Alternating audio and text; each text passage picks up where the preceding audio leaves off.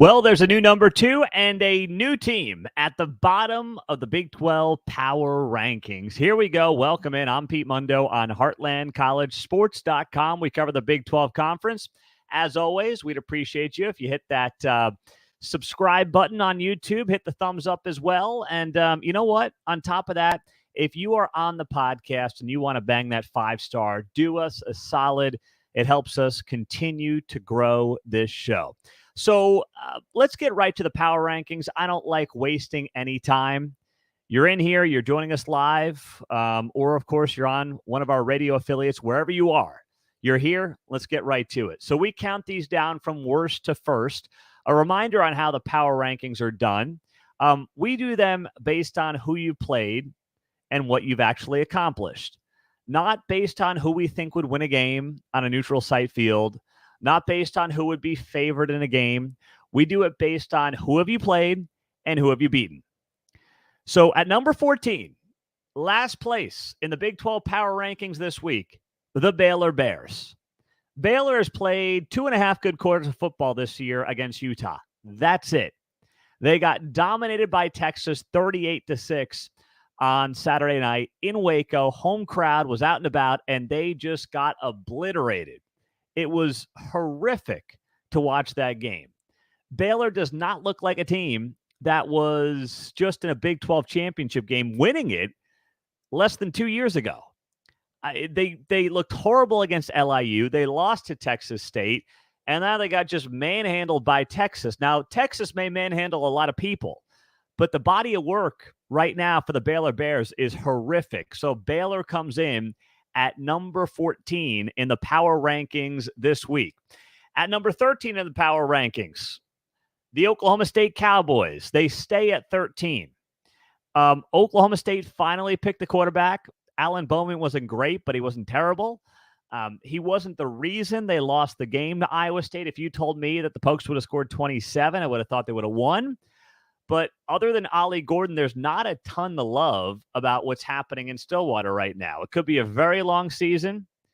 And I'm sitting here, I'm thinking to myself, where are the wins? I'm not seeing a lot on the schedule this year for Oklahoma State. By the way, an Oklahoma State team that I thought had a very favorable schedule coming into the year. And now you lose to an Iowa State team that was also near the bottom of our power rankings, and the Cowboys stay put at number 13 this week. At number 12, moving up 2 spots, the Houston Cougars. They were in the basement last week. They got a win against Sam Houston. They move up 2 places. Now, normally a win over Sam Houston doesn't have you moving up in the power rankings. This is more about what the teams below Houston have done or not done. And in this case, I can't put Houston below Oklahoma State or below Baylor. So Houston ends up in that number 12 spot. They get to move up. You know what? I'm doing them a favor at this point. Congrats. Must feel good. They got a cover. It was a feel-good game. They needed that. But now it's back to big boy football this weekend for Houston, getting back in the Big 12 play. So it might get ugly again quickly for the Cougars. But for now, I've got them at number 12 in the power rankings. At number 11 in the Big 12 power rankings, Texas Tech down from number 9. Speaking of just, brutal. Nothing about this is pretty for Texas Tech. Losing at West Virginia. Now, I know West Virginia fans are going to take that the wrong way. But what this really is about a Texas Tech team that many of us thought could compete for a Big 12 championship this year. And now they're sitting there at 1-3. With their only victory being Tarleton State. Lose at Wyoming, lose to Oregon, hard-fought game, but you lose it. By the way, some coaching mistakes in that one as well. And then you go on the road to open up Big 12 play in a game that you really need to feel good about the season again, and you put up a stinker. And then you lose your quarterback to boot.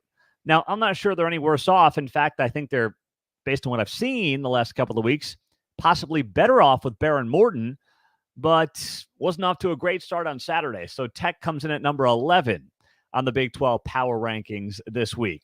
Next up in the power rankings, number 10, Cincinnati stays at 10. They were there last week. They lose to Oklahoma. the defense should feel pretty good about its performance, but the offense didn't do itself any favors. The Bearcats had 5 total drives ending at the OU 28-yard line or closer and put up a total of 6 points on the board. I mean, that's horrific offense as you get closer to the red zone. You can't say it's a red zone offense. You're not technically inside the 20. But you get 5 drives down to your opponent's 28-yard line and you score 6 points in the game. That is back to the drawing board type stuff for Cincinnati on the offensive side. Number 9 on the power rankings, Iowa State. All right, win's a win. It was Oklahoma State, but it's a win. Rocco Beck looked his best at quarterback. Jalen Knoll, breakout game for him, 146 receiving yards. Pass defense appears to be ahead of the rush defense right now for Iowa State. But you know what? Let's see how this weekend plays out against OU. It's an OU team that has not done a good job by OU standards running the ball. That's the big question mark for the Sooners this year as of right now. But if they can lock down Dylan Gabriel and that passing offense, it becomes a potentially fairly interesting game. Just keeping an eye on it. That's all. So Iowa State up from 12 to 9 this week. Number 8 in the power rankings, UCF. They fall from 6. Now, UCF is going to compete in a lot of Big 12 games. I just see UCF also losing quite a few games like they did on Saturday night, 44 to 31. Like I can see UCF. I can see UCF losing a lot of games by that kind of a score, where the game results in 75 points, but UCF still falls by double digits.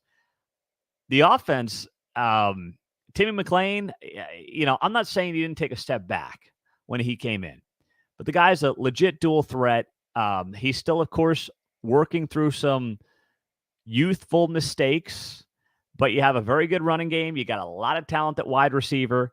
The issue is going to be who can UCF stop. You gave up 7 yards a carry to K-State. That's going to be problematic going forward. So UCF at number 8 after losing to K-State, down from number 6. Number 7 in the Big 12 power rankings, West Virginia up from 8, inching them up those power rankings to number 7 this week. They're 3-1. You beat Texas Tech at home. That's a very solid way to start Big 12 play, especially when you got embarrassed in Lubbock last year. The defense, those are the storylines right now. You got to credit Neil Brown and the staff for leaning into that side of the ball. And how about this for the Mountaineers? They have committed the fewest penalties in the Big 12 through 4 games. That is because of the coaching staff. That is a team that is focused, that is not being sloppy. And that's something that you got to be impressed by and happy with if you're a West Virginia fan. Stingy defense and smart football, something you have not seen a lot of, by the way, in recent years. Even under Dana Holgorsen, that was a high-flying offense there towards the end. It wasn't as much about the defense. So that's got to feel good if you're West Virginia. I've got you guys at number 7 this week. At number 6, the BYU Cougars. They fall from the 2 spot. They go down to 6, losing on the road at Kansas. That's a second straight road trip after Arkansas the week before. It's mixed on Keaton Slovis. Some of you are going to say he really just made 2 big mistakes in that game against Kansas. Okay, fine, that's true. But I'm still not convinced that he's the guy that's going to get this team to compete at the top of the Big 12 conference. So let's kind of see how this plays out for this team. The running game leaves even more to be desired right now. And defensively, BYU got cooked for 6 yards a carry. And that could be a sign of bad things to come in conference play. So I got BYU falling from 2 to 6. At number 5, TCU stays at number 5. They were there last week. They roll SMU. They take the iron skillet once again. Good for them. A solid SMU program. It's not a joke of a group of 5 program by any stretch. They mostly dominated that game. And Amani Bailey continues to prove that he has been thus far the best and most consistent running back in the Big 12.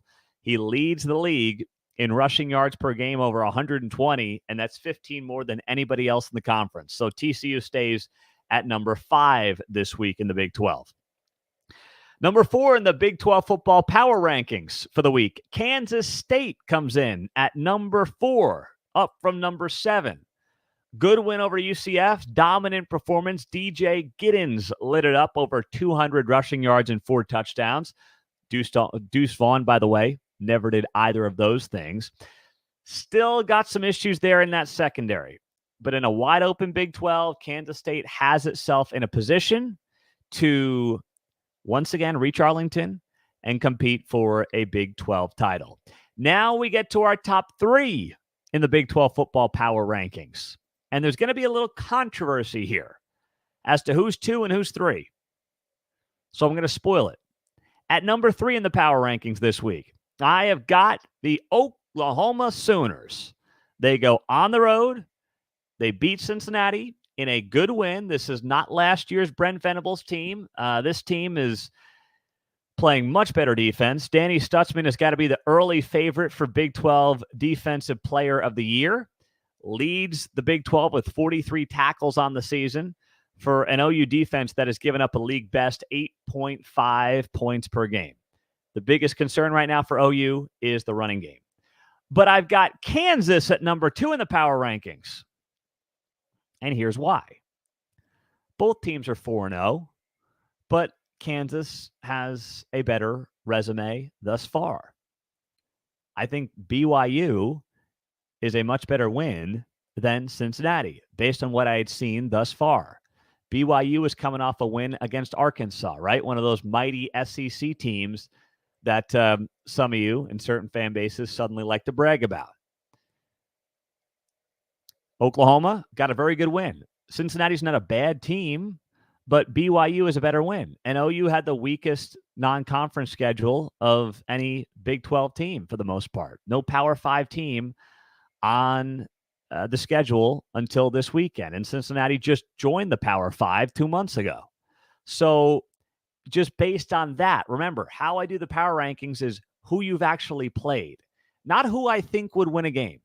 In a neutral site location, OU is a decent favorite against Kansas. I admit that, but that's not how I do power rankings. I don't think that's how they should be done.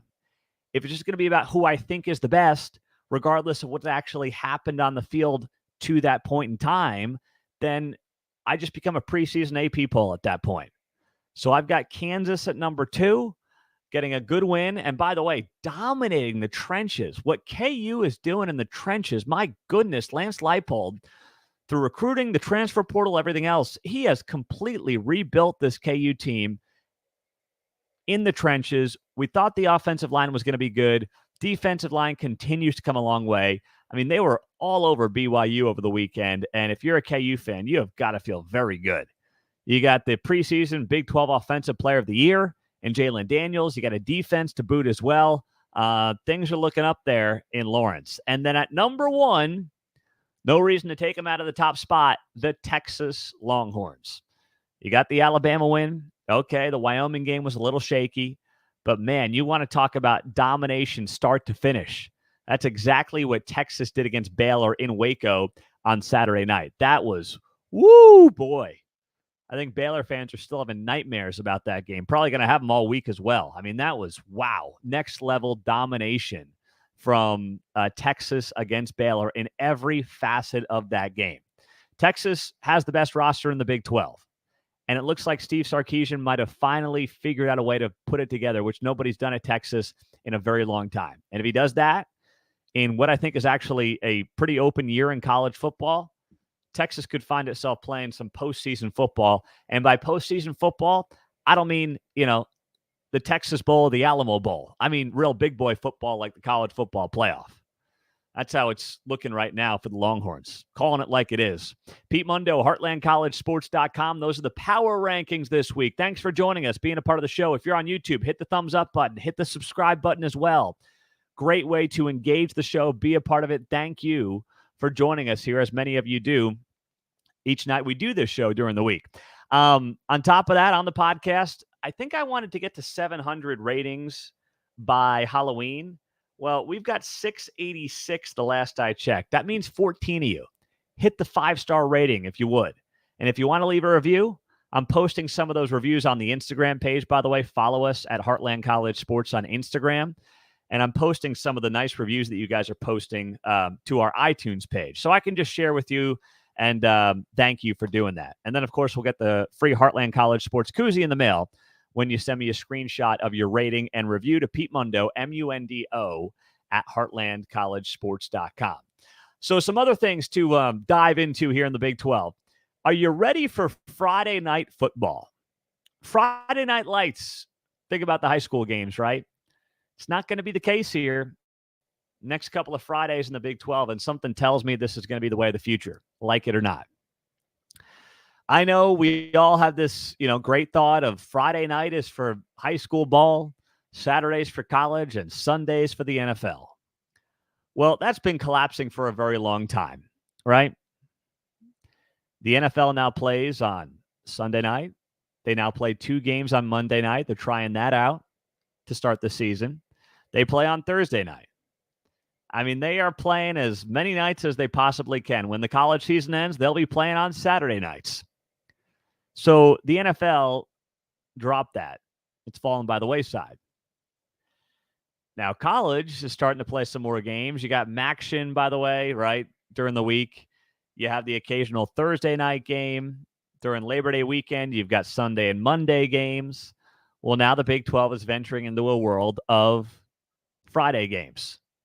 And this weekend, you've got BYU, Cincinnati, 2 of the new teams. And by the way, not any Friday night. How about a 9:15 Central Time start? So make sure you have a cup of coffee at about 8:30 at night. When you fire up the pot of coffee and your wife is like, what the heck are you doing? Or if, other way around, your husband, if you're the sports fan of the family, what are you doing? It's 8:30. You're firing up the coffee. It's like, honey, BYU Cincinnati's kicking off in 45 minutes. All right? Daddy needs a little spike here. Let's go. Got football to watch till 1 a.m. All right? So that's coming this weekend. And then next week, you've got K-State, Oklahoma State on Friday night. Now, this is not to knock Cincinnati or BYU. I'm just getting used to you guys still, right? So I don't know those fan bases and those states as well. But as someone who's lived in Oklahoma, worked in, of course, Woodward, Oklahoma, K101, Z92, 2 great radio stations up there in Woodward. And now I'm based in Kansas City. I live in Kansas. It's strange to me because of how much these people love their Friday night football. I mean, they plan their falls around it. And now you're putting them in this bind of, am I going to watch the kids at the high school play? Am I going to watch K-State, Oklahoma State? What do I do? You're messing up, by the way, radio broadcasts around the state. A lot of radio stations around the state will carry K-State games, but also do some Friday night football as well. So you're going to mess that up. I know these aren't things that, ESPN, Fox, the Big 12 care about. I'm just pointing this out from the little guy's perspective, that there are impacts here where people are going to have to make decisions, and they don't want to have to choose between, do I root on my Wildcats or my Cowboys, or do I go, to the local high school game on a Friday night? What do I do? Now, some of you are going to say you can do both, right? You go to the high school game, you pull out your phone, you watch the game on your phone, or you listen on the radio, with your earbuds in, whatever. I'm just saying it's going to take some adjustment, and I'm here to tell you it's not going away. The Big 12 is going to be playing Friday night games going forward, whether we like it or not. Because the Big 12, Brett Yormark, in conjunction with TV partners ESPN and Fox, realize that there's an opening on Friday night. The Kansas-Illinois game did a pretty darn big number a couple of weeks back. It was Kansas-Illinois football. But there's millions of people who are starved for some kind of decent football on a Friday night who are home looking for a game to watch. And football is still king in this country. And if the SEC and the Big Ten are not going to play on Friday nights, that leaves an opening for the Big 12. And you know that ESPN and Fox, who are desperately looking for more live sports, nobody's watching their garbage studio shows. They want games as often as they can. If they can feature K-State, Oklahoma State, versus letting it get buried on ESPNU on a Saturday, they want to make that play. That's in their best interest. I don't blame anybody involved here. It makes business sense. But it will be an adjustment for the fans. I know it will be for many of you. And I'm sympathetic to that because, by the way, I'm one of them. I love taking my daughter, my 4-year-old, Claire. We love going to Friday Night Lights. where we live here in the Kansas City Metro. I mean, she loves it. I love it. It's become a really fun thing that we've been doing for the last, 3 seasons now. She digs it. It's a great time to hang out and spend time together. Now, I can do it this week because BYU Cincinnati is a 9:15 game long after her bedtime. We don't make it till the end of the game anyway. We leave around halftime. But when it comes to what's going on, the next Friday, K-State, Oklahoma State, that's an earlier kickoff. So what am I going to do? What's the plan? That remains to be seen. I'm just here to tell you that it's going to change the way a lot of people go about their schedules based around football in the fall. And that's the way of the world, but we can still be disappointed by it. Elsewhere, Jerome Tang got himself a nice extension for Kansas State basketball. Of course, an electric first season for Jerome Tang in Manhattan. The guy was picked to finish last, and he almost got himself to the Final Four. So Jerome Tang, by the way, having a heck of a week. The guy was banging the drum at the Chiefs game on Sunday, and then he gets a multi-million-dollar extension through the end of the decade from Kansas State that gets announced on Monday. So Jerome Tang is living the good life right now. I'll tell you that much. Things are going well for Jerome Tang. And you know what? Can't blame the guy one bit. I think it's a great get for Kansas State. I know we're only one season into this experiment, but if you can't root for and like a guy like Jerome Tang, you got to look in the mirror. I promise you. That is not a Jerome Tang issue. That is a you issue. If you can't root, and I mean, I get it. If your team's playing Kansas State, you're not going to root for Jerome Tang. But I am just going to note that is a guy that is incredibly easy to root for as we look at where Big 12 basketball goes going forward. So there's a lot happening right now in this league, a lot happening right now across the entire Big 12. And can you believe it? Week 5 is upon us. We've got a Friday night game. We got a handful of games on Saturday as well. Now we're going to figure out what exactly this conference is. And here's my fear for the Big 12 right now. My fear for the Big 12 is that this is a year where everyone's kind of mediocre. It's like what the ACC has been, where it was Clemson for a lot of years and a bunch of like 7-5, 6-6, 5-7 teams. I want to be wrong. But I had somebody ask me today in the media, they said, so what do you think? Just kind of in passing in the Big 12. And I'm like, I don't feel good about the league right now. This season, the future is going to be fine. But this season, right now, I don't feel great about this conference. I think we've got a lot of teams that are going to find themselves between 4-8 and 8-4. And 8-4 might be generous. We might find a lot of teams between 5-7 and 7-5. And I'm not sure who's going to break out of that pack.